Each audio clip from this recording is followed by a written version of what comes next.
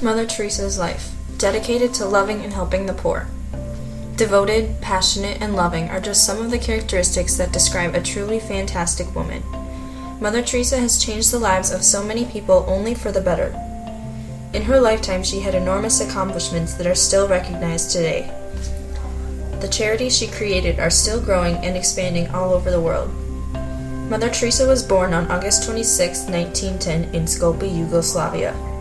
Her father was a white-collar worker. Her mother was the type that never denied anyone anything. Prayer was an important part of her family, and it impacted her greatly.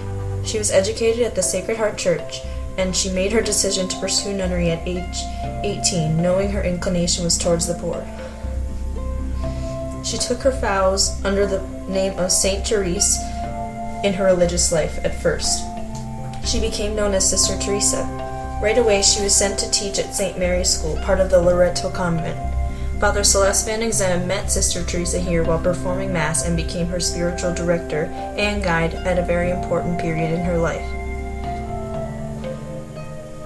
On May 24, 1937, she took her final vows to become a superior, and she was now known as Mother Teresa. On the 10th of September 1946, she experienced her call within a call, saying God wanted something more from her. She would give up her confined life and enter the real work on the streets. After only 4 months of medical training and obtaining Indian citizenship in 1948, she was ready to get started on what she called the real work. Mother Teresa began her work in a place best described as a stink pool with which a person's sewage flowed to open drains, but was also the only source of water and washing. Mother Teresa still pursued building a school. Without any money for even a blackboard and chalk, she picked up a stick and used it as a marker right on the ground and started to teach. The school had steadily been growing with children. With more demand for supplies, she often went on begging expeditions looking for medicine and food. She developed misshapen feet because of the constant wearing of donated shoes that didn't fit her correctly. Mother Teresa still wanted to emphasize going out to the poor and finding the people that needed help. Mother Teresa knew that people with severe sickness would find it very hard to come to her, so she sought them out. As the group grew steadily, a decision had to be made to disband the group or to accept it as a congregation. So, a new congregation was approved to be put in place in 1950. On October 7, 1950, the Sacred Congregation in Rome approved the constitutions officially. However, the work was confined to the grounds of Calcutta. A member must commit to the vows of chastity, poverty, obedience, and to give wholehearted free service to the poorest of the poor. One essential rule Mother Teresa is not allowed to disintegrate is that the missionaries of charity need to be on the streets. Mother Teresa also declined all offers of a regular income because she believed the streets should stay a work of love. In 1960, Mother Teresa was given permission to open her first house outside of Calcutta.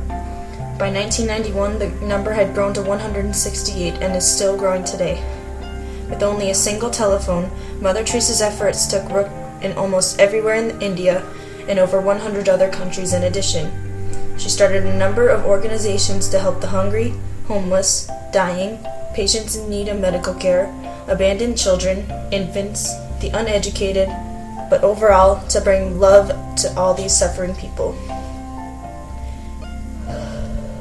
The Missionaries of Charity Brothers was started in 1963 and was led by a young man named Brother Andrew.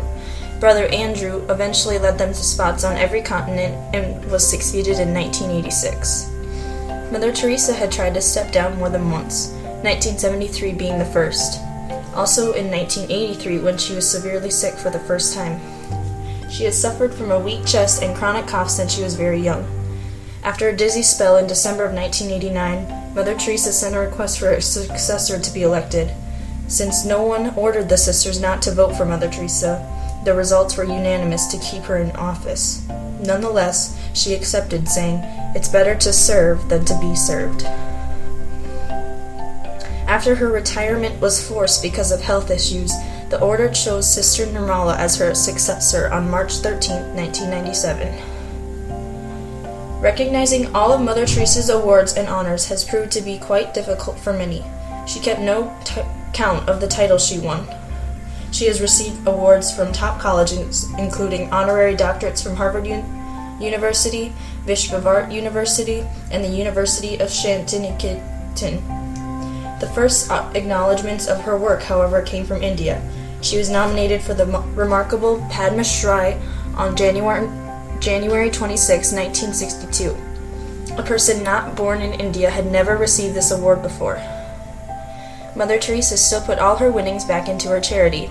When she found out she would be the beneficiary of the ultimate achievement, the Nobel Peace Prize, she believed she was unworthy and said she would accept the prize in the name of the poor.